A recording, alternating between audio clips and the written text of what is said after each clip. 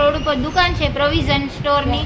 કાલે છોકરાની બાબતમાં અમારે બાજવાનું થયું હતું કે છોકરાઓ એકબીજાએ માથું મારા છોકરાનું ફોડી નાખ્યું હતું. તો હું દવાખાને લઈ ગઈ ને તો મેં એને કીધું કે 15 વર્ષનો છોકરો મારા 8 વર્ષના છોકરાને માથા ફોડી નાખ્યું ને તો મેં એને 2 ઝાપટ મારી કે ત્યાં મારા છોકરાને હું લોહી લોહાણ જોઈને ને કંઈ સમજી જ ન શકી કે મારા છોકરાને આ શું થઈ ગયું. તો મેં કીધું કે એલા તે આ કેમ મારા છોકરાને માર્યું તે, તો મારા કાંઈ હોશ જ ન રહ્યા ને. તો મેં એને 2 ઝાપટ મારીને તો એ જઈને એના ઘરે જઈને કહ્યું. કાલે રાત્રે ભાઈ બધા બાજુ આવ્યા હતા તો અમે કાંઈ એને કીધું નહીં કે જાઓ તમને અમે શાંતિથી અમને વેપાર કરવા દો. તો અમે સામેવાળાનું નામ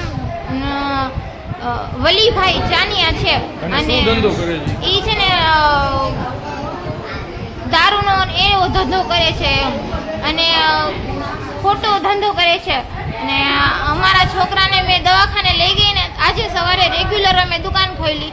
પછી મારા ઘરવાળા જમવા ગયા અને પાછળથી હું એકલી હતી ને મારા ઉપર ઓચિતાનો હુમલો કરીને આખી દુકાનમાં કાઉન્ટર બધું અમારું ફોડી નાખ્યું છે.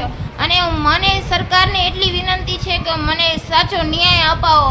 અને શું હુમલો કરવા ટાણે કોણ આવેલું હતું અને શું હથિયાર લઈને આવેલા હતા? એ છે ને આપણે ખટારાનો પાઇપ આવે ને, ખટારાનો ટાયર ખોલવાનો, એ પાઇપ લઈને આવ્યા હતા. આખો અમારું ટાયર આખો કાઉન્ટર જ ફોડી નાખ્યું, દુકાનમાં રેડ બફેડ કરી નાખ્યું, અમારું કેટલું મોટું નુકસાન કરી નાખ્યું. અને શું ઈજા પામી છે બેન? અને છે ને મને પાઇપ લીધે હુમલો કર્યો અને મારા છોકરાનું તો માથું ફૂટી ગયું. તો કાલે હું જ દવાખાને લઈ ગઈ હતી. આજે બપોરે 2 વાગે પીધેલી હાલતમાં આવી અને મારી દુકાનમાં બહુ વધારે તોડફોડ કરીને આખું કાઉન્ટર તોડી નાખ્યું, બધું રેડ ભફેડ કરી નાખ્યું. મેં એને કીધું કે આ તમે શું કરો છો? મને સરકારશ્રીને એટલી વિનંતી છે કે મને સાચો ન્યાય અપાવો અને આવા લુખ્ખા તત્વોને